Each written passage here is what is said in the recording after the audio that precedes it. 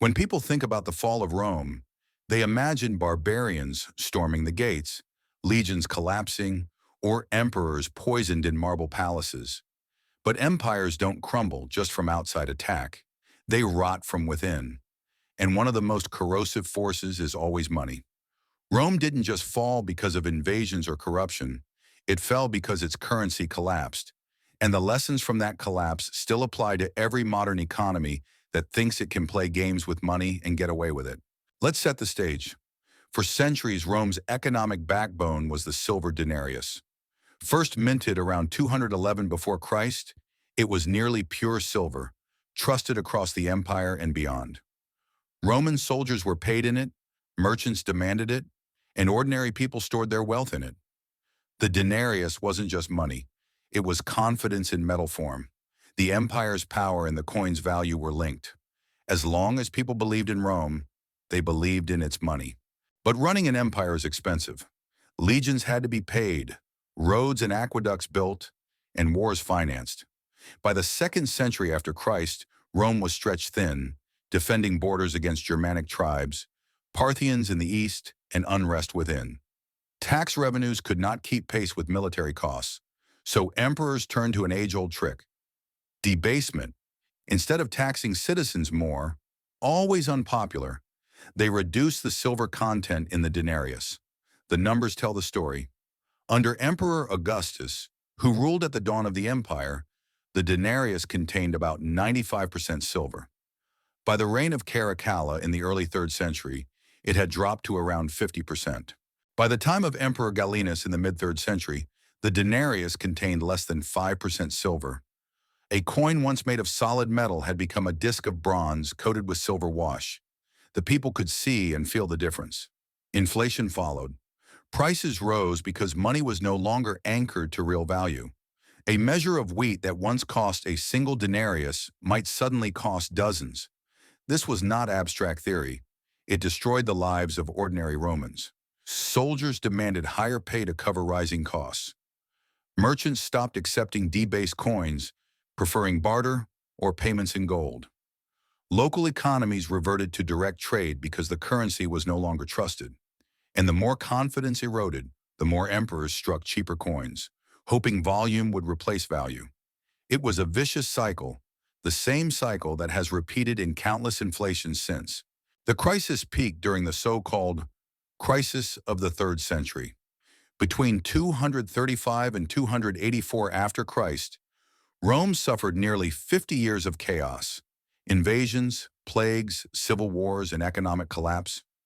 Emperors rose and fell at dizzying speed, sometimes reigning only months before being assassinated. Behind the political drama was a broken financial system. Taxes were demanded in coins worth less and less. Farmers abandoned their lands rather than pay. Trade networks fractured, and the Roman government tried desperate measures, from price controls to forced labor obligations, to keep the system afloat. None of it worked. One emperor, Diocletian, tried to stop the bleeding. In 301 after Christ, he issued the Edict on Maximum Prices, fixing the cost of over 1,000 goods and services, from grain to labor wages. Violators faced death. The edict was a disaster. Prices couldn't be controlled by decree when the money itself was worthless. The black market exploded, and official trade all but collapsed. People learned quickly that the law couldn't make a broken coin whole. Eventually, Rome abandoned the denarius altogether. Constantine the Great introduced the solidus, a gold coin of consistent purity, around 312 after Christ. It restored some stability and lasted for centuries in the Eastern Roman or Byzantine Empire. But by then, the Western Empire was already fatally weakened. The debasement of the denarius had hollowed out Rome's economic core. Armies could no longer be sustained. Trade networks had broken, and trust was gone. The fall of Rome was not a single event, but a long unraveling, and currency collapse was one of its sharpest threads. What does this mean for us today? It means that the destruction of money is always the destruction of empires. Rome thought it could trick its people by issuing coins that looked the same, but contained less real value. Modern governments think they can do the same by printing paper, manipulating interest rates, or inflating away debts. But the outcome is always the same. The people pay the price, wealth is destroyed, and trust collapses. Rome learned this lesson the hard way, and if we ignore it, so will we. History didn't stop teaching after Rome. Every major inflationary crisis since then has repeated the same pattern. Governments debase money to cover their costs, elites protect themselves with real assets, and ordinary people are left broke. The Roman currency crisis is simply the earliest full-scale example, a blueprint for collapse. Fast forward to the 20th century, and the echoes are deafening. After World War I, Germany faced crushing reparations under the Treaty of Versailles. The government printed marks to cover its obligations, thinking it could paper over debt just as Rome had once struck more coins. By 1923, hyperinflation was raging. A loaf of bread that cost 1 mark before the war cost over 200 billion marks by the fall of that year. People carted wages home in wheelbarrows. Pensioners starved as their life savings evaporated. And just like in Rome, those who had debts found them wiped out by inflation, while those with real assets, land, factories, foreign currency, emerged stronger. Money became meaningless, and the economic despair fueled political extremism that set the stage for Hitler's rise. Zimbabwe followed the same path in the early 2000s. Facing land seizures, falling production, and rising debts, the government turned to the printing press. By 2008, inflation had reached a mind-bending level, an annual rate of 89.7 sextillion percent. Prices doubled every day. Shops couldn't change tags fast enough. Eventually, Zimbabwe abandoned its currency entirely, forcing citizens to trade in US dollars or South African rand. Once again, a government thought it could cheat reality. Once again, the people paid the price. But you don't have to look only at the extremes. Even in modern developed economies, the Roman pattern lives on. Consider the United States. In 1971, President Richard Nixon took the dollar off the gold standard, severing the last link between currency and a tangible anchor. From that moment, the dollar became what economists call a fiat currency, backed not by gold, but by trust in government. And just as in Rome, the temptation to spend beyond means grew irresistible. Over the following decades, debt ballooned, money supply expanded, and inflation became a constant undercurrent. While we haven't seen wheelbarrows of cash, we have seen a steady erosion of purchasing power. A dollar in 1971 could buy what takes more than $6 today.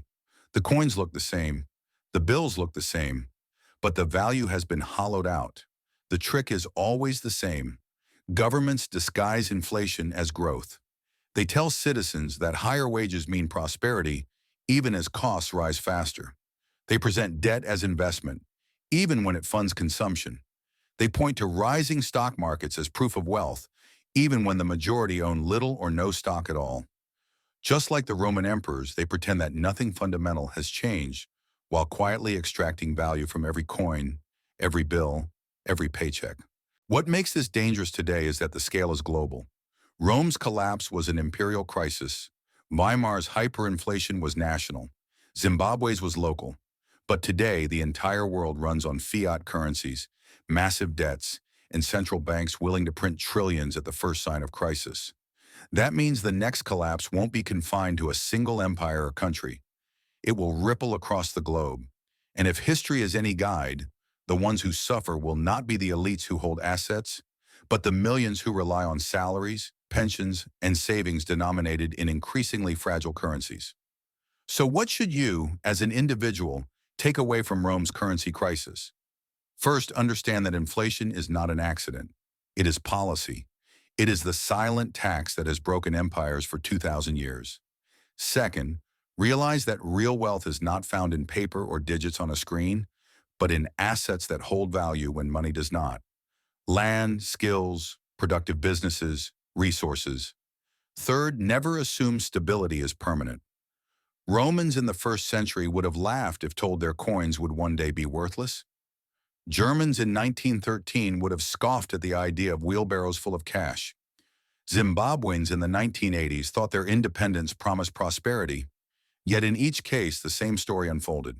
The fall of Rome reminds us that financial systems can collapse slowly, then suddenly as trust evaporates. When money stops being real, society itself begins to unravel. Contracts fail, trade breaks down, armies dissolve, and governments lose legitimacy. The barbarians at the gate may finish the job, but the real killer is always inside the treasury. And here's the punchline. History doesn't repeat, but if you don't understand it, it will crush you all the same. The Roman currency crisis wasn't just about bad emperors or greedy elites. It was about the fragility of money itself when abused by power. And that fragility has never gone away. If this gave you a new perspective, hit subscribe. History has the answers, and I'll show you where to look.